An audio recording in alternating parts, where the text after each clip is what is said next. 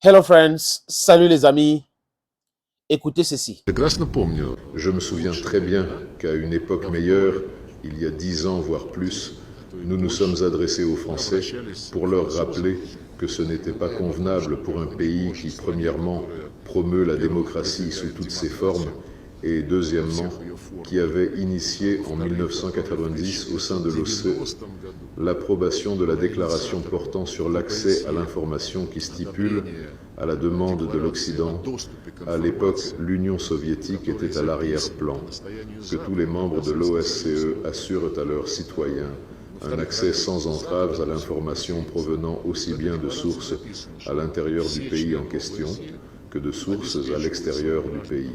Nous avons donc posé la question, pourquoi, chers collègues français, ces mêmes principes ne sont-ils pas respectés quand il s'agit de RT et de Sputnik, dont les correspondants se sont vus refuser l'autorisation d'assister au briefing à l'Élysée? On nous a répondu que ce n'était pas des journalistes, mais de la propagande. Quand vous écoutez Lavrov parler de cette façon, de ce problème, vous devez comprendre que là où on a décidé de bannir les chaînes européennes, il faut maintenir cela. Voilà des gens qui ont signé des documents, des traités et autres pour parler de liberté d'expression, qui prétendent au sein des Nations Unies d'être là pour protéger les droits de l'homme et tout ça là. Donc, ils chantent à longueur de journée liberté de presse, liberté d'expression, alors qu'ils ne respectent pas. Quand vous piétinez un peu leur intérêt, ou du moins, quand vous essayez de déconstruire leurs mensonges, les gars s'énervent tout de suite. Vous êtes interdits. Ils sont même allés au point de dire que Tucker Carlson ne devrait pas aller faire l'entretien avec Vladimir Poutine. Voilà des gens qui pratiquent le journalisme. Ça dépasse la sorcellerie, les amis. Ça dépasse la sorcellerie. Et la France adore le pays des droits de l'homme, le pays de la liberté de la presse. Mais depuis 2022, les masques sont tombés.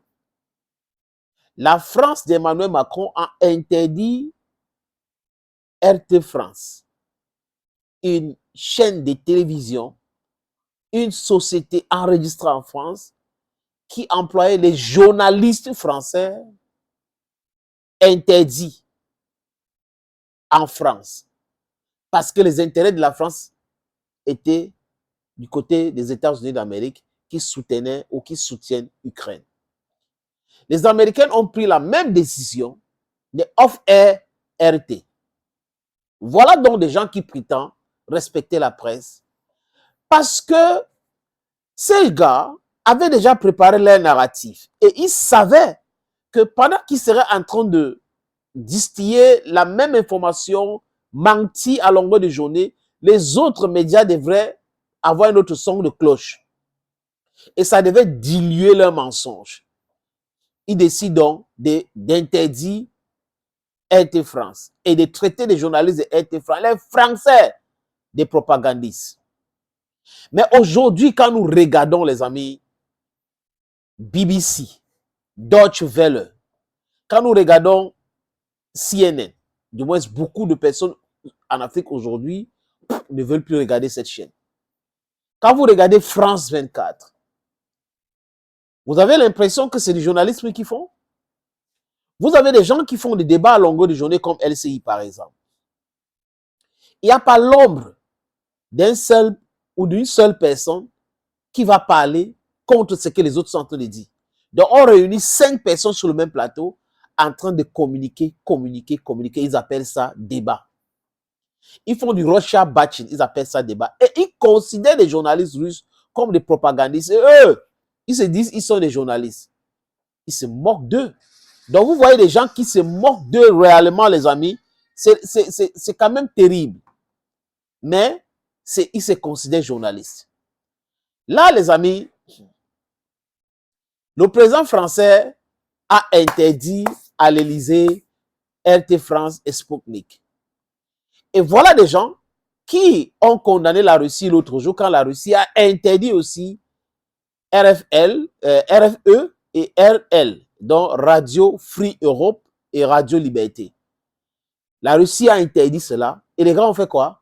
Oh, vraiment, la Russie ne veut pas qu'on donne les informations. Ce n'est pas bon, la liberté de presse. Donc, Sputnik et RT, c'est la liberté des militaires. C'est la liberté des militaires, les amis. Ce n'est pas possible. Donc, c'est un peu comme ça que ces gens-là fonctionnent. Thank you, friends, for always being there. Thank you again and bye-bye.